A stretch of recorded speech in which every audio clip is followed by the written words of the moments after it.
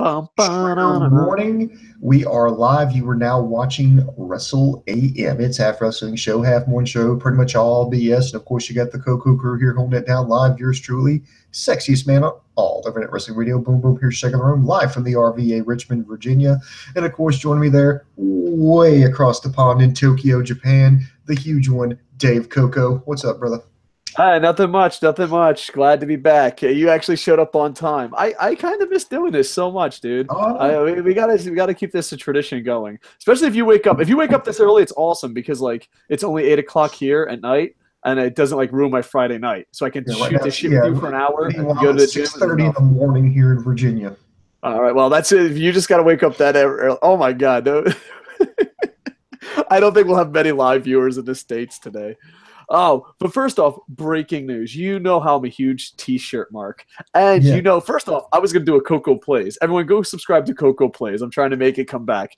Dude, Koco Plays is my favorite channel in the world, and it's never successful. It's my Let's Play channel. And you know how much I love the Ninja Turtles because my expansion team is called the Tokyo Ninja Turtles. Tomorrow, my time, in a couple hours, I'll be doing a top 10 Marvel superheroes will be my gimmick. And I'm playing an NHL franchise where I'm the Ninja Turtles. And you know how much I love New Japan. Booms, I just saw this on Twitter, and I thought about making a video about it. We'll get to the news, but this is the most important fucking thing I've ever seen in my life. Let's see if I can share this. I haven't done this in a while. How do you share screen? Oh,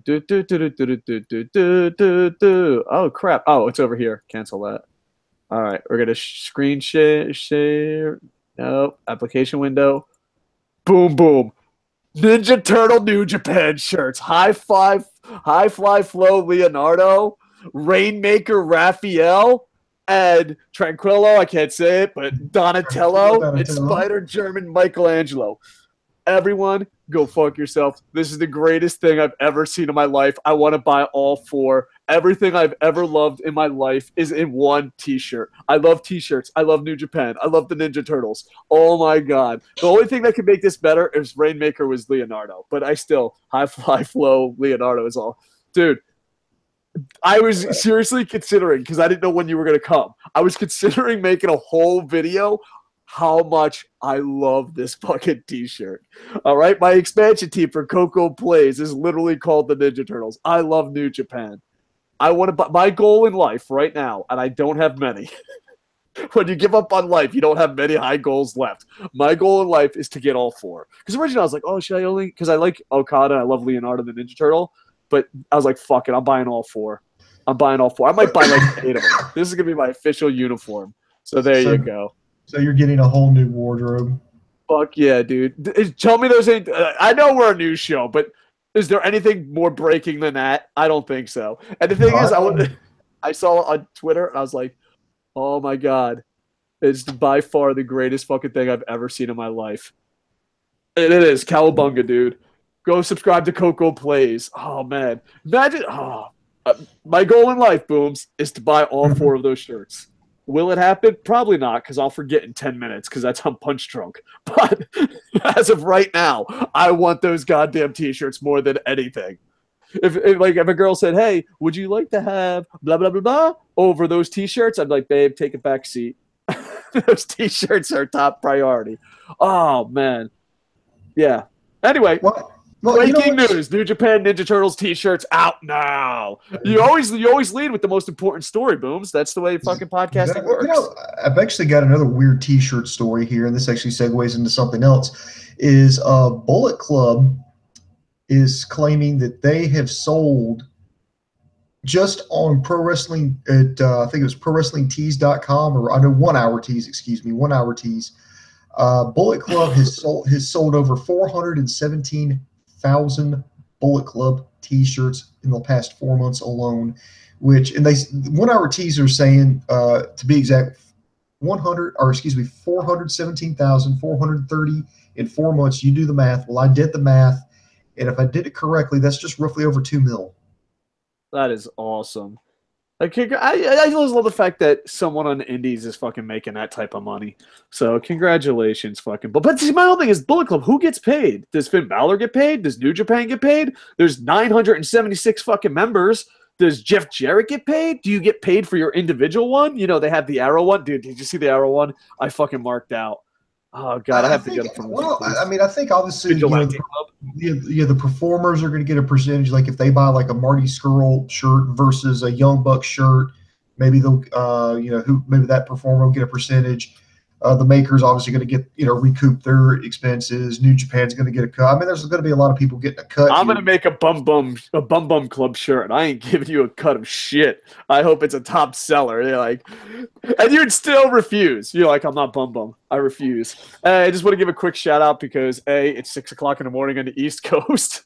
So like anyone that leaves a comment, Yuri Blake is singing along. He's like, pa-na-na. I see. It doesn't sound like that. He goes, pa-da, pa-na-na-na. Hey. The KocoSports theme song. Yuri Blake, much love. 6 o'clock in the morning, in wherever. I don't know. I'm just assuming everyone's American. I'm a bit of a racist like that. Like, I see someone speaking English, like, I'm American. And, like, 90% of my friends here are British. And they're like, no, I'm not American. I'm British. I'm like, dude, whatever, dude. Like, that's not really fucking America. Come on. Get the fuck out of here. Anyway, before we offend everyone, Booms, what's the Bullet Club doing? They are looking at, particularly Cody Rhodes and the Young Bucks. They're considering booking and running their own show with their own money. Right now, they are looking at various sites. They're looking at like Chicago, San Francisco, Ontario, London. They're looking around for they're just scouting places right now. They're looking particularly for a 10,000 seat venue, basically just to prove that they can run a show and sell it out. No other reason, just to do that. That is fucking awesome, and I hope they can do it. And I don't know how true this is. I read it on Twitter. So they're waiting for Daniel Bryan's contract to be up, and it'll be Cody Rhodes versus Daniel Bryan in the main event. Now, I don't know how true that is. It's on Twitter, so I'm going with that's 100% factual. Yeah, I think that's something they'd want to do. They're looking at tentatively calling this event All In, oddly enough. Let me ask you this, Dave. Okay, so let's say Cody Rhodes and the Young Bucks come to you and they say, Dave, we want to do this. We're obviously going to put ourselves in the show, but who else should we book? What should we do? What kind of style should we do? Should we, how should we proceed with this? What would you tell them? Because I mean, I know you've got your Booker cap that you keep tucked away there in your pocket. Well, it would be a couple things. I would definitely try to get Daniel Bryan or a big main event. Like, because the thing is, you can't just have the Young Bucks and Cody Rhodes. You also have to have something else. You have to have a stacked card. And I would go to 1 hour tees and all them and find the city that literally sells the most gear. Because if they're willing to buy shirts, they're willing to buy tickets. You know what I mean? So you can get that information, find out the biggest city there, and then go. And I would definitely try to get it on pay-per-view or some streaming network. And I would book big stars, do research of where they're selling the shirts. And, yeah. And I would pull out every favor. Like, I would have Okada there. I would have Ring of Honor guys there. Right? You know what I mean? And, yeah. That's what I would do. And you think they would do something like book their buddies, from like PWG? Of course. Yeah, of course. Well, I'm thinking it would be kind of an opportunity. Like, I agree with you. Like, yeah, bring in some New Japan stars, but wouldn't this be an opportunity to bring in maybe luchadors, to bring in some independent guys that maybe you haven't heard of that, they want to like, hey, check out this guy. He's actually really good. Maybe you should see more of his work. You think they would do something like that? Possibility, but I would have, yeah. I mean, the thing is, in pro wrestling, you have to fill up the card, and you also have to you'd have to fill up your card, but you also got to stay on budget. Yeah.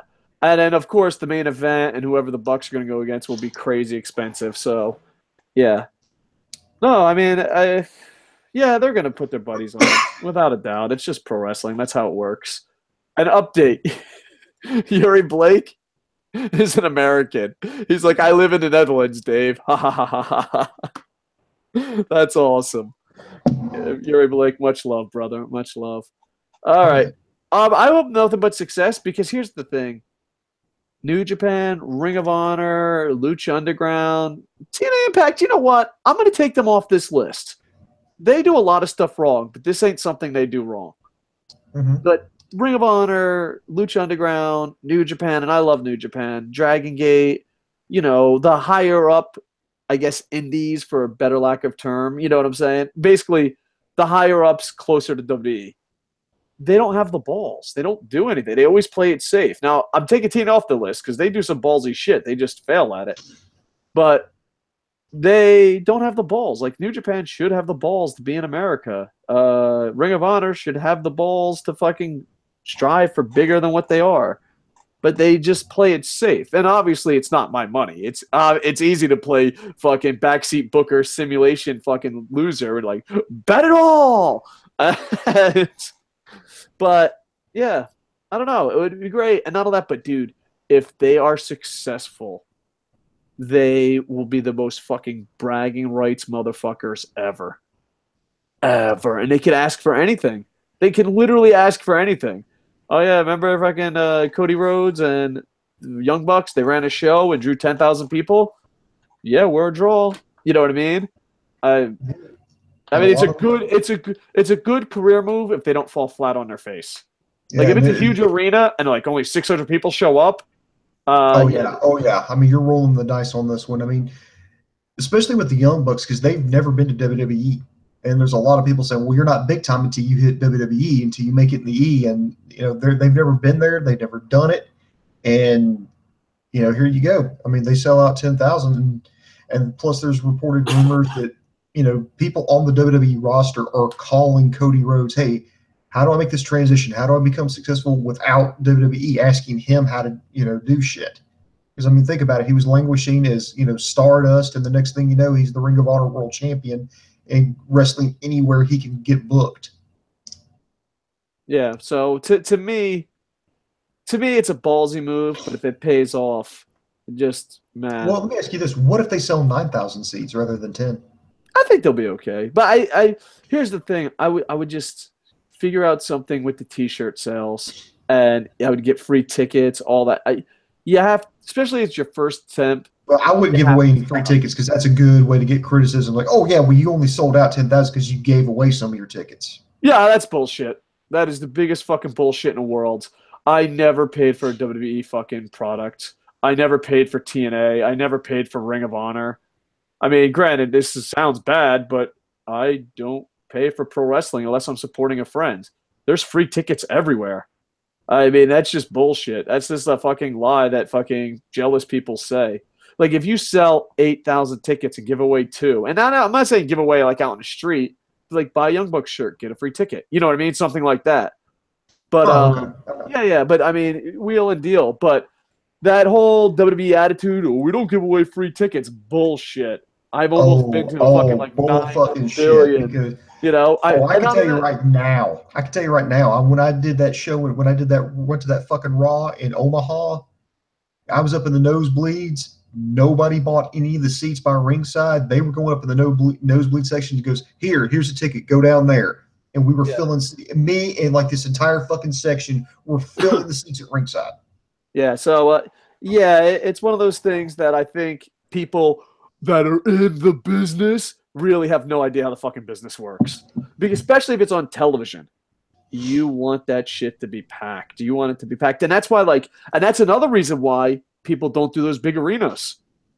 If you turn on, and I'm not picking on Ring of Honor, but anybody, even when I was a promoter, I didn't want big buildings. The reason I didn't want big buildings is because if you can get, let's just say 2,000 people into a fucking building and it looks packed, that's better than 2,000 people in a football stadium that looks empty as fuck. You know what I mean? And not all that, but it's presentation. And presentation is so important that before Photoshop was like fucking anyone could do it, Vince would go out of his way to Photoshop people in the crowd. Granted, they didn't call it Photoshop, but he would make sure that if you put a picture in a magazine, the fans were packed behind the wrestlers, even if they weren't. So yeah, I think you have to pack that arena. You just have to, and especially if it's your first show ever. Like, I don't know. It depends what their goal is, but yeah, because people are like, oh, they give away tickets. I think 10,000 is bigger than anything Ring of Honor's run, at least lately, and I know it's definitely bigger than the New Japan shows that have run over here. Yeah. Or granted, there's been one, so to be fair, think that was like a 2,000 seat arena. So there you go. You know, and speaking of Bullet Club, and this is a former member, one of your favorite wrestlers of all time, you know, the former Prince Devitt, Finn Balor. There's like a big, I don't know, they say when life gives you lemons to make lemonade, and Finn Balor is doing that. There were some nasty rumors going around saying that, you know, he was in line to challenge Brock Lesnar, but Vince McMahon cooled on the idea, saying that he wasn't over enough. And so some fans are like, you know, how dare you? You know, Finn Balor is, you know, he's amazing. Well, Finn Balor has been having fun with that. If you go to his Twitter page, he's constantly writing stuff like, last night was tough, but I will get over. And then there was one like on Thanksgiving, is I'm not over cooking this turkey. And then he put another one, forever, but he capitalized all the letters with the words over in it. So he's obviously having some fun with it. I guess he's trying to laugh it off. What else can he do? Basically, that's all he can do. Like, he just have fun with it. Boom, boom. You know how much I love Finn Balor. I love Finn Balor before the fucking internet knew. For the record, yes, for the record, I do want to state this for the record, Your Honor. I remember back, I think it was 2012, 2013. This man right here says, you know, you need to check out this guy, Prince Devitt. He paints himself up. He does all this cool shit. Man, he's fucking amazing. He's an astronaut before, too. A lot of people don't know that. And so he sent me a link to Wrestle Kingdom 8, and that was the first time I ever saw Prince Devitt wrestle. And I was completely blown away. So, yes, this man can be a hipster on that. He could say he definitely knew him before he was over. So, for the record, that is true. So I love Finn Balor more than a straight man should. I've always loved Finn Balor. Matter of fact, I stopped liking the Bullet Club when Finn Balor left. I was like, that's bullshit. I love AJ Styles, but I was kind of mad at AJ Styles because he basically AJ Styles' first title run was basically Finn Balor's title run. Now, with all that said, I want it to be known, I want it to be on record that I love Finn Balor. And I will always love Finn Balor, and I think he's one of the greatest athletes of all time. And a lot of people are arguing, is it fake? Is it a work? Is it real? Booms, it's going to hurt me to say this, and I hope I'm wrong. I'm hoping, you know when you're about to say something and you're like, I hope this is the clip people say, no, you were wrong? Here's that clip. I hope I'm wrong. His career's over. It doesn't matter. No, hold on. It doesn't matter. It doesn't matter if it's fake or real. His career's over. He'll never be a WWE star fucking again. And I hope I'm wrong. I hope this is the one. I hope, like, you know, A, I hope our channel takes off. B, I hope when our channel does take off, people play this clip over and over and over and be like, look, Dave Koco doesn't know what the fuck he's talking about. I hope I'm wrong. With that said, his career is over.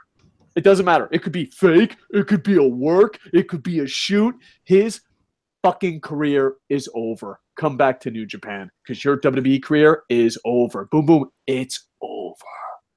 Go ahead. Ask your questions why it's over. Yeah, why? Okay, yeah, I'm dead serious. You know, why is it? Do you feel like, you know, he's just Vince McMahon, just like the shine is worn off of him? I mean, no, it doesn't care. It's not even a factor. Vince McMahon's not even a factor. His career's over. And this is why his career is over. You ready? Mm-hmm.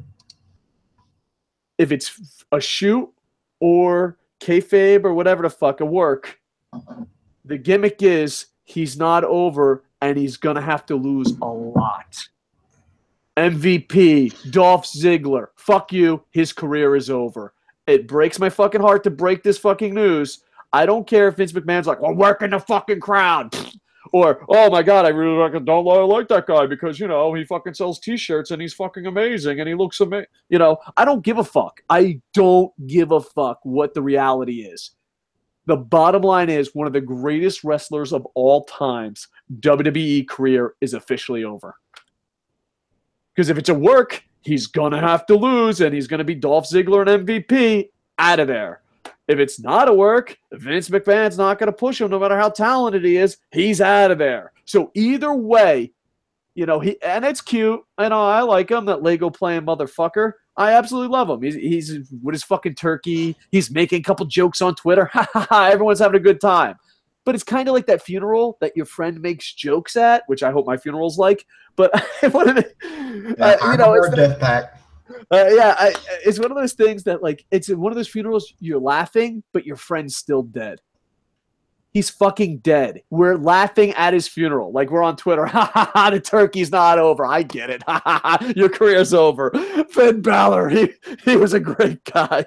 He's fucking dead. This is his funeral. I mean, we're having a good time and all, but he's dead. His WWE career is dead. There's no life support. It's over. And I hope I'm wrong. I hope one day some young whippersnapper on YouTube's like, I'm going to show you why Dave's a fucking idiot, and plays this clip. I want him to play this clip, but his career's over, dude. And you know what? I just hope that his contract's up and goes back to New Japan. Is there anything he can do to resurrect it in the E, or is it just another trip? No, it's over. It's officially over. You know what's not? You know, he might not be over, but you know what is over? His goddamn career. It's over. There's no way. MVP. Think about it. Oh, you could go on a losing streak and fucking save your career because wins and losses don't matter. Yet John Cena always wins. Randy Orton always wins. WWE's masturbation boys, the D Club, always fucking wins. And then all these talented wrestlers lose. And then, because let's be honest. Boom, boom. Mm-hmm. I love Dolph Ziggler. You love Dolph Ziggler. I have not watched a Dolph Ziggler match in years because what's the point? Really? Oh, Dolph Ziggler's going to win? Sure he is. Okay. Wins do matter. Losses matter. I mean, but here's another thing, just to play devil's advocate here. All right. What about, somebody like Jinder Mahal was a complete total jobber, had nothing, left the WWE, came back and became WWE champion. Yeah, because he has no talent. He used no cheat days. You know what? I don't even give a fuck about steroids that much. Just be honest. Like, you know what I mean? When you look like that, just be honest. No cheat days. Like, get the fuck out of here with that shit. You know what I mean? Because here's the thing. I fucking work out like crazy now. And fucking, you can just tell. You know what I mean? And not only that, but it's no. Yeah, it has nothing to do with it. He's a piece of shit that can't fucking wrestle, and it has muscles that pretends he's from India to sell tickets. That has nothing to do with Finn Balor. Finn Balor's a talented wrestler that his gimmick is that he might not be over. And that, when you're talented and your gimmick is you might not be over, guess what? You're showing up on Impact in 3 months. Your career is over. And I want to be wrong. I hope Finn Balor, I see him in the streets of Tokyo and he slaps the shit out of me. And he's like, ha ha, you're a fucking idiot. I want to be so wrong. But history repeats itself over and over and over again. And they want to try to create another Daniel Bryan. Here's the thing. WWE fans, we're tired. Daniel Bryan was like a lot of fucking effort. We had to cheer and complain. We're older. Who gives a shit? You know who's giving us fucking what we want? Marvel. Fuck you. You know who's giving us what we want? New Japan. You're an entertainment company. You know what? We didn't have to fucking beg for a good fucking Thor movie for 97 fucking years. We didn't have to go to fucking Marvel Studio and be like, fuck you, make a good Thor movie. They just stepped up and be like, hey, here's a good Thor movie. So, like, I don't fucking get it. Maybe I'm old and maybe I've given up on life. I don't have the energy to root for anyone as much as we rooted for Daniel Bryan ever again. Like, my whole thing is, Finn Balor's career's over. That's cool. I'm just not going to watch. All right. Speaking for careers, being quote unquote over. Question. This is, I guess, maybe jumping the shark or waking too late, but it appears that the broken universe is coming to the WWE. It appears that Anthem, Impact, Global Force, whatever the fuck you want to call them, is going to non-contest their little ongoing legal battle with Matt Hardy over the whole broken gimmick, and it's looking like it's coming to WWE. Now, he may not be called broken Matt Hardy. He could be called awoken Matt Hardy. But let me ask you this. It's been damn near a year. Has the damage been done? Does anybody really care? Yes and no. Yes and no. Because the thing is, WWE can just act like it's their own thing, and the casual fans will believe it. You know what I mean? So they can kind of rebuild it and be like, oh, it's awoken. It's different. It's been a year later. Like, no, granted, no one's going to buy into that shit except casual fans. But I don't know. I someone put together the whole Broken thing from segment to segment and all the matches, and I couldn't get through it all. I honestly, the first time I saw Broken, I thought they were just making fun of Lucha Underground. I thought it was a parody. I didn't know people took that shit seriously. For the record, I don't like the Hardy Boys. For the record, I honestly thought it was a parody on Lucha Underground. And then people were like, no, it's serious. I'm like, are you fucking for real? And I just kept watching. I'm like, I don't know. It wasn't my cup of tea. But people love it. And the delete thing is funny as fuck. So who knows? And if they do it with Bray Wyatt, it makes sense. You know, Bray Wyatt's been doing that shit forever. So who knows? And WWE likes it. You know what it is? The Broken thing is a really bad WWE gimmick that got over in TNA. You know?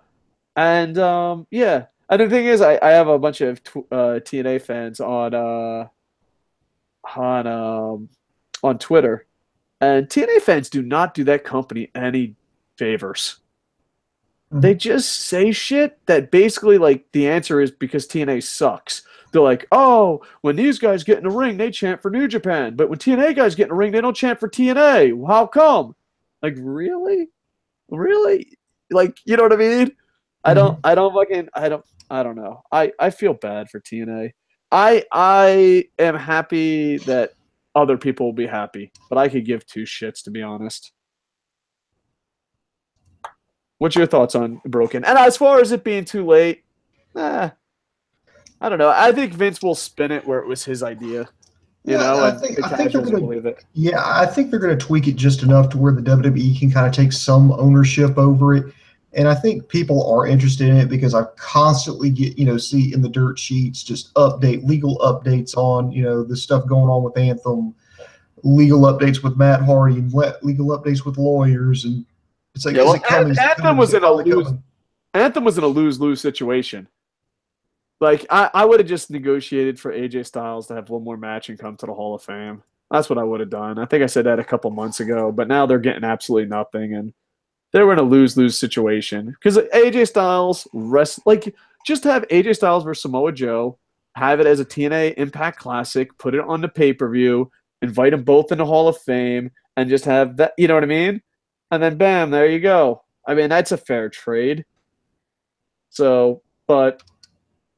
yeah, I don't know. Anthem was fucked either way. But the thing is, dude, like, they held on to the ground, and everyone outside of the super TNA fans, which, are getting smaller and smaller, saw Anthem as the dicks. You know what I mean? So they were not doing themselves any favor PR-wise. But at the same time, you don't want to be taken advantage of. I don't know. If I was Anthem, I would have got an AJ Styles Samoa Joe match in like a TNA super card. You know what I mean? And just put them both in the Hall of Fame because that's kind of fair trade, So, because like the thing is, what are you going to do? The Broken gimmick without Matt Hardy? Did they attempt that? That would be like fake Kane. Did they attempt the Broken gimmick without Matt Hardy, or does anyone watch Impact? No, I don't think they did. I think that there's I think the idea was with the old administration was they wanted to play a legal card of no, we own the gimmick, and then Matt's like, no, I came up with everything, I paid for everything, I shot everything, and the whole idea was to I guess to kind of keep it under wraps so he couldn't do it with WWE, and I think ultimately it would have gone to court, been drawn out this long legal battle. By the time the dust settled, nobody would have cared. It'd be like telling Chuck Norris jokes in 2007 when they'd already, jumped the shark. Yeah. So, who knows? I don't know. The thing is, it's not my cup of tea, but if it brings people happiness and joy, do it. Yeah, absolutely. Like, hey, fuck it. Go for it. So, all right. Anything else? Yeah, there's one last thing I definitely want to talk about here is all these women's call-ups. You've got 5 women from NXT being called up. Of course, last week you saw the return of Paige, but she brought back up. She brought Mandy Rose and as well as Sonya Deville. And then the very next night over on SmackDown, we saw the Riot Squad debut with Ruby Riott, Sarah Logan, and Liv Morgan. And I'm just kind of the story goes that WWE felt like the women's division on both sides were getting stale because they kept seeing all the same matches. So they wanted to inject some new life in it. So they put in a couple of women's factions. There's stories about how they're going to proceed with this. That Paige is behind both these factions running around. That this could be a tease, a setup for a women's Royal Rumble. So there's just a lot to go with it. I'm looking at it is why these women in particular. The only one that I agree with that should be called up is Ruby Riott. Is the only one I really felt like yeah, I feel like she could hang because she was Heidi Lovelace on the Independents. She had a series of good matches at NXT, so I'm not exactly objecting to that. But Liv Morgan, I think it's too early. Sarah Logan, I didn't even know she was with the fucking company. Sonya Deville. Again, I think it's a little too early for her because she just wrestled like a handful of matches in NXT. And Mandy Rose, I know she wrestled house shows, I know that, but the only time I'd ever seen her on NXT was in a six woman match, and that was it. That was all I'd watched a lot of NXT. It's not like I missed like a whole month or two. I'd watched all of NXT had to offer and only saw her one time. So I'm thinking, there's a lot of other women I felt like, particularly the Iconic duo comes to mind. If you're going to do call-ups, I just don't understand why these women, why now? If you're not going to do a women's Royal Rumble, why bring all these women in like this? There's just a lot of questions with that. But what were your impressions of it? I thought everything about it was cool. The only problem that I did have with it was that they did the same exact storyline on Monday night and then Tuesday. Like they both premiered the same exact fucking way with 3-on-3. Yeah, and I was wondering, is that because they're going to reveal that Paige was behind it both? I mean, because the storyline, like, how would you do that? Well, I could just say this: the storyline could be simple. That she, after her surgery, she went back to the performance center to rehab, so she was working out there. Shaking off the ring rust at the performance center, ran into these 5 particular women, said, hey, you want to make a name for yourself? Do you want to, come with me and take over? They agreed. So they hashed a plan. So 3 of them would go to Raw, 3 of them would go to SmackDown. That's the only way I can really see that making sense, at least. Yeah, that's the only way. But even then, it's still, I just think it was how do we get women on the shows? I don't, even if they're connected, it still doesn't make sense because why wouldn't Paige go out with both of them? But at the same time, yeah, I have no idea. I thought everything about it was good, except they literally did the same storyline. And they've done this before with Royal Rumbles and gimmick matches. They're like, well, we had the gimmick match on Raw. Now SmackDown's going to do it. You know what I mean? Mm-hmm. So, yeah, even if it's connected, it's kind of stupid. You know what I mean? Because they're not marketing it. Like if it was like some female Bullet Club, then it would make sense because you're like, oh, well, there's fucking Raw Bullet Club. There's SmackDown Bullet Club. I get it. But they didn't even do anything like that, so marketing-wise. So I'm pretty sure they just recycled the same storyline. Yeah, now maybe there's going to be an explanation later. I guess maybe I'm like one of those. I actually do believe give it a chance. Let's kind of see what they're trying to tell because they're just not going to blow their load right there. But the first time these women come out, you're going to eventually figure out why these women, why they came out, why they're on that particular brand. Why a lot of them got the leapfrog NXT. Maybe hopefully at least I'm hoping storyline wise they're going to reveal all that, but I just don't understand why these women and why now. Yeah. With the talent pool that they have at NXT, with all the women they have there, why these women? Because Sarah Logan, I've not seen her on NXT TV with the exception of the time she performed on the Mae Young Classic, and she lost in the first round. Here. I'm going to be devil's advocate here. Okay. I think the reason why they have some, I guess, for not NXT star power is they didn't want to ruin the NXT women's division. Like I think never stopped them before. That is true. But I'm just playing devil's advocate. I don't know if that's what they thought or that's what they're thinking, but I'm playing devil's advocate here. We have someone has to be brave enough, Boom Boom, to take $1 billion corporations back, okay? I'm the brave one, okay? Oh, yeah. but WWE did it. WWE makes the most money, so they've got to be the best. They got to be smart. If I say they're smart, that makes me smart, too. Oh, fuck. Oh, man. Oh, well. Anyway, yeah, and KocoSports.net slowly but surely is being updated. We're going to try to, I don't know, I just want to, like, in 2018, I want to try to, like, rebuild, because I rebuilt my life a little bit, and I want to kind of rebuild my online life to try to sell books. I probably shouldn't say that second part out loud, but it is. Because, you know, be like, hey, who's that guy? You're like, that's the guy who yells at Boom Boom about pro wrestling. I'll buy his book. Yeah, this is the worst plan ever, but I kind of miss being nerdy. I do miss being nerdy. But the thing is, it was a lot different when thousands of people were watching us compared to 4. Like, so it's very humbling, especially like the Let's Play channel. Like, I'm just like, I don't even know if anyone's watching this. Go to Koco Plays. So we got to rebuild. One last. Yeah, it's honestly kind of odd because it was like, hey, we like this guy wrestling ranting. Maybe we should, like, you know, we should plug his channel, get him some more viewers. You know, we should help him out. Now it's like wrestling ranting. Please plug us. We need more viewers.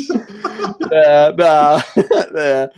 Well, well, that's the cool thing because I walked away after my life fell apart. But the cool thing about it all, is that, like, people that we helped and things that we said, like, took off. So that's kind of cool. It's like, oh, that's cool. You know, people that we helped are taking off. So yeah, one last run for the old man. What do you say, Boom Booms? Yeah, let's go, and I'll be your Huckleberry. Yeah. So, dude, the other fucking day. All right, this is where we're gonna get a bit off nerdy. We're gonna get back to wrestling in 2 seconds because there's 2 stories on Koco Sports I want to cover, just so that you'll click on the links later. I love how, like, we're so fucking honest, dude. I got to use that fucking line in a serious goddamn situation. Really? It was fucking great because I always use it, like, in wrong times. I'll be your Huckleberry. And fucking, some fucking British guy was getting drunk at the fucking local hub. And he goes, oh, I fucking hate Americans. And because I was hanging out with British people and they didn't think I was a fucking American. And what you call it? He's like, I fucking hate Americans, and I'd like to fucking beat the shit out of Americans. I was like, oh my God, I've waited my whole fucking life. And I was like, I'll be your Huckleberry. And no one understood it. I was like, fuck you. You want to fight me? Like, I was so mad. And then he's like, oh shit, I didn't know you were American. I wouldn't have ran my mouth. I'm like, you son of a bitch. But I was so happy. Like, I was like, if Boom Boom was here, he'd high five me. But these I'm surprised what you didn't do. What you should have done was roll up that sleeve with the fucking Marine Corps tattoo, take that bottle of beer and be like, what? What was that? What was that? Because, like, I'd say it all the time, and it wouldn't even make sense. They'd be like, hey, blah, blah, blah, you want some cheesecake? I'll be your Huckleberry. Like, I was just waiting for the right time. And then at the bar, someone was getting lippy, and I was like, oh my God, this is the moment I've waited my whole fucking life. So yeah, all right. The 2 stories we're only mentioning because we want you to go check out the site later, and the links doobly-doo, KocoSports.net. Yeah. Brock Lesnar, Boom Boom's favorite, scheduled for next WWE appearance on December 18th edition of Monday Night Raw. Well, I'm just so glad the world fucking heavyweight champion could fucking show up. You know, I'm just glad. He's the Universal champ. First off, Boom Boom. All right, let me defend Brock Lesnar because, you know, Brock Lesnar's the type of guy that needs someone to defend himself. First off, okay, he's defending that title all around the universe, okay? You fucking think Thanos hasn't been around forever, and now he's coming this summer, and you need all the Avengers. You know why Thanos hasn't been here? Because Brock Lesnar's the Universal Champion, all right? Yeah. Do you see any fucking Superman or any Martians or anything like that? No. No, you don't. You see any aliens running around the fucking street killing us all with a... No, that's because Brock Lesnar goes to their fucking planet to defend the Universal title. Just because the WWE Network doesn't cover Universal Wrestling and Starrcade, that's not Brock Lesnar's fault. You know what? I could... You know, I know this is KocoSports.net, and we're supposed to be plugging the fucking site. This is how we get fired from our own site, Boom Boom. Yeah, but this is it now. If he's not fucking wrestling, who gives a shit? You know what I mean? Like, here's the thing. I'm a Brock Lesnar fan, and I think there's a draw to him. You know what I mean? Like, oh my God, former UFC champion, fucking giant gorilla man. Go fucking check him out. You know what I mean? I think there's a draw to him. But Paul Heyman saying he's the fucking greatest fucking human being in the world while he just stands there is not a draw. You know what I mean? Like, I would even... And I know, granted, we grew up in different eras, so like squash matches were a thing in our age. I would even fucking wouldn't mind him squashing someone. Like if he was coming to my town, I don't know what city he's coming to. Fuck it. It doesn't. I don't even think it says. But whatever. Like if he was coming to Tokyo, and in Tokyo he wrestles. But if he was coming to Tampa and I lived in Tampa, and he was like, "Oh, Brock Lesnar's going to make an appearance," and he wasn't going to fucking wrestle, that wouldn't make me want to go see the show more. But even if it was like Darren Young or someone like that, or Rajo Molly, I totally slaughtered that guy's name. But if it was just some random fucking hooligan, like, I don't know, I would go. I would want to go see Brock Lesnar kick the shit out of someone. I don't know, but I think it would add to it.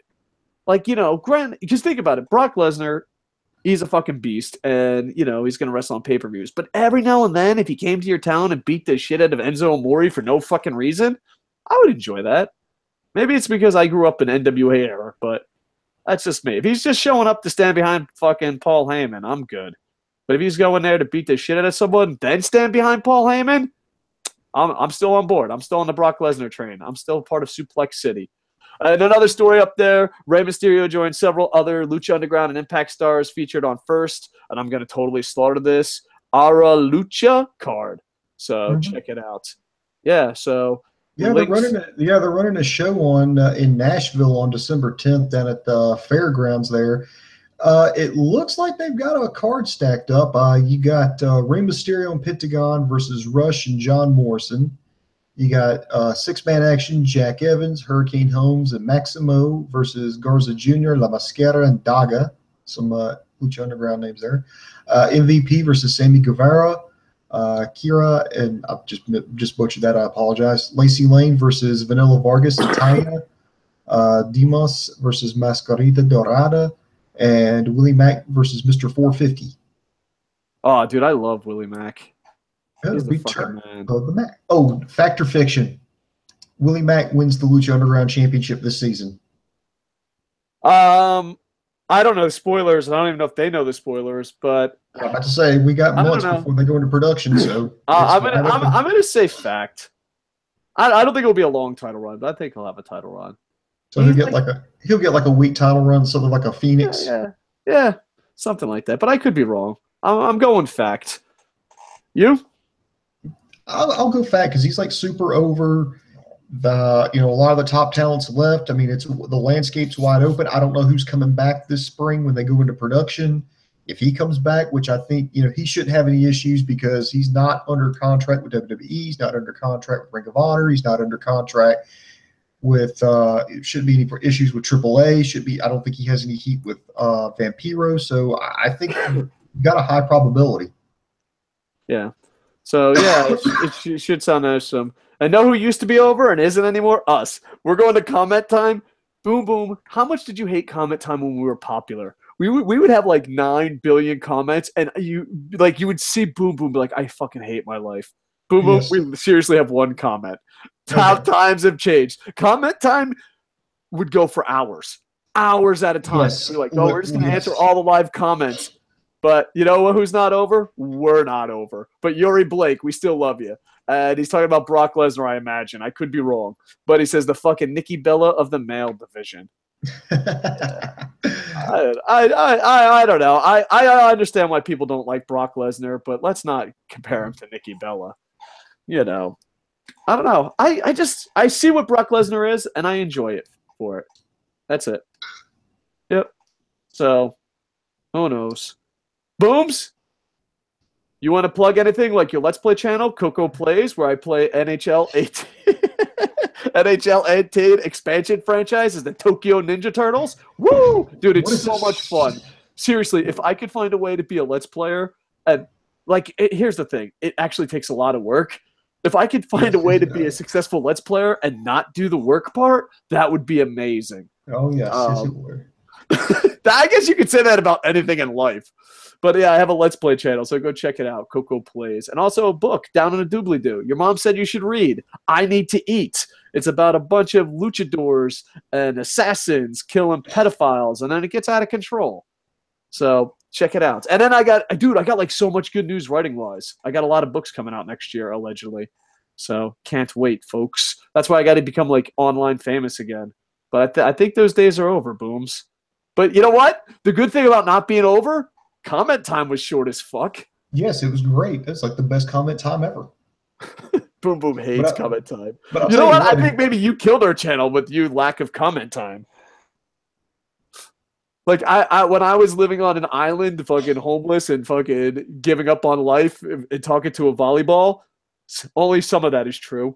I would get like a coconut in the ocean and be like, Boom Boom's ruining your channel. He doesn't spend 19 hours reading comments like you did.